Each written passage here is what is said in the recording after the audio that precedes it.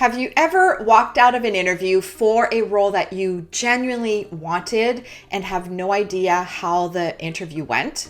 Or maybe you're sitting after the interview and going over everything in your head and thinking you answered something wrong or something just didn't go as planned. I know how nerve-wracking it can be. And in today's video, I'm going to walk you through the 5 signs to help you tell how the interview went and what to do if you think it didn't go so well. The truth is that there's a lot that you can do after an interview when you feel it didn't go as well as you thought. And I'm going to share a bold question to ask towards the end of an interview that can help you gauge how things went and how to potentially make some adjustments if something got missed. I'm Danielle Bradley and I'm a career coach for mid-career professionals, and I have been on both sides of the interview desk as an interviewer myself, and I've also led teams of hundreds of people. So I have interviewed a lot of candidates, and today I have coached over 300 mid-career professionals to help them land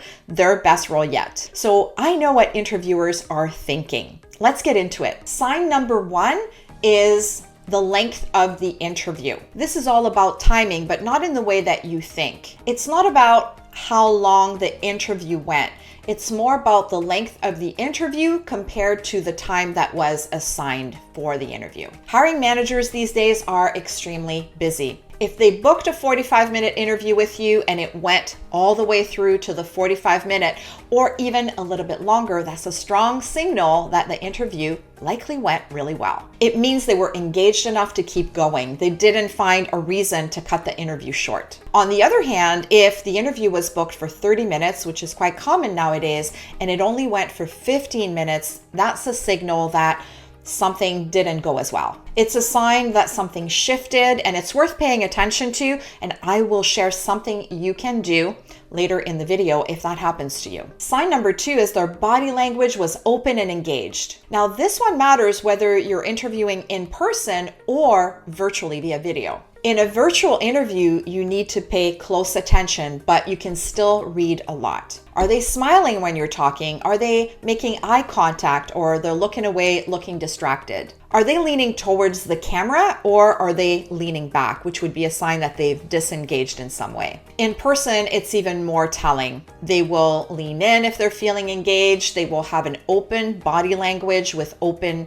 hands. They'll make eye contact, and they might even nod while you're speaking. But when someone has decided that you might not be the right fit, the energy usually will shift. You can feel it. And if you feel engaged energy throughout the interview, that's a good sign. Sign number 3 is they're starting to sell you on the role. This one is the clearest one, but it's easy to miss when you're thinking about how you're going to answer all the questions, and you might be even a little bit nervous or anxious. But pay attention if the interviewer starts to try and sell you on the company, the culture, and the role. That is a strong buy signal. They won't share that information with someone who they can't picture in the role. Sign number 4 is they're asking forward-looking questions. These would be them starting to ask questions such as these ones. How would you approach building out the team in the first 6 months?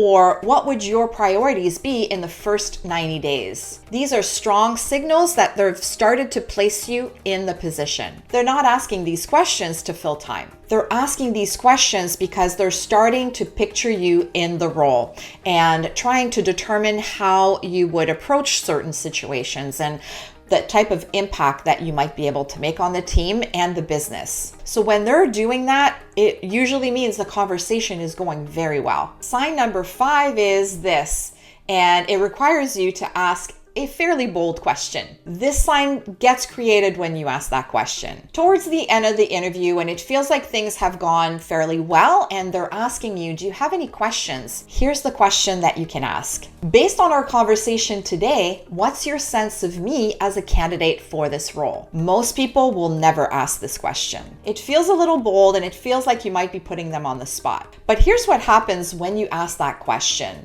in a genuinely curious way. Most of the time, you'll get an honest answer, especially from a hiring manager. And if there's something that they're not sure about that didn't get covered in the interview, they might drop it right then and there. And then you have the opportunity to potentially address it if something got missed. That one question has saved interviews, or at the very least given candidates information about how it went and what might be still in the interviewer's mind. Now let's talk about how to recover from a bad interview. The first thing that I suggest you do after every single interview is do a little recap for yourself. What went well? What didn't go so well? And what might I do differently in future interviews? And if it didn't go so well, get specific about what you think might have gone wrong so that you have some notes for future interviews. But you might also have an opportunity to fix this. And it starts with your thank you note.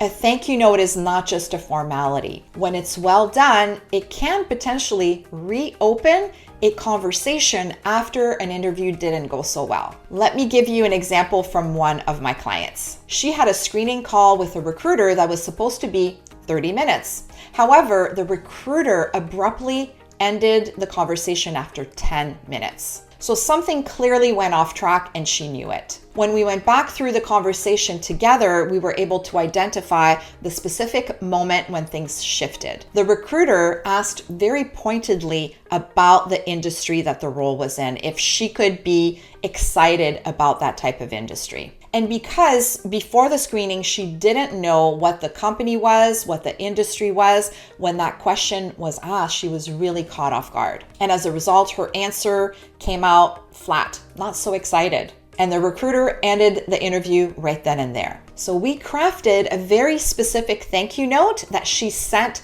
very shortly after that screening call. She did her research on the company and identified some elements that felt exciting to her. So she wrote a short, focused thank you note to the recruiter to explain that, to explain her excitement for the position, and she added an angle that was based on the research that felt true for her. Well, she got a call back within a few hours, and the recruiter decided to put her forward to interview with the hiring manager. So before, the interview felt like it was done, it was over. However, the thank you note helped to get things back on track and open up that opportunity once again. So here's what I suggest that you do after your next interview.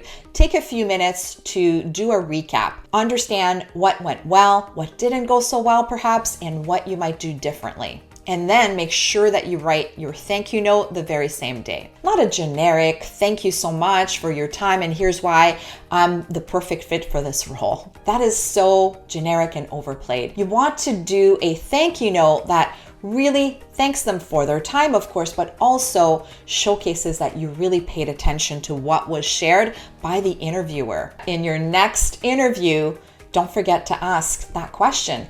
Based on our conversation today, what's your take on me as a fit for this particular role? The answer might surprise you. Interviews can be stressful, and not knowing how you did afterwards is one of the most uncomfortable part of a job search. But now you know what to look for, and if it didn't go so well, you have some options. Subscribe to my channel for more career advice specifically for mid-career professionals. And if you would like some support potentially with your job search, I invite you to book a Get Hired strategy call with us. The link is in the description below. And watch this video next, Job Interview Secrets: Why Qualified Professionals Get Passed Over. The link is in the description below as well. I'll see you in the next video.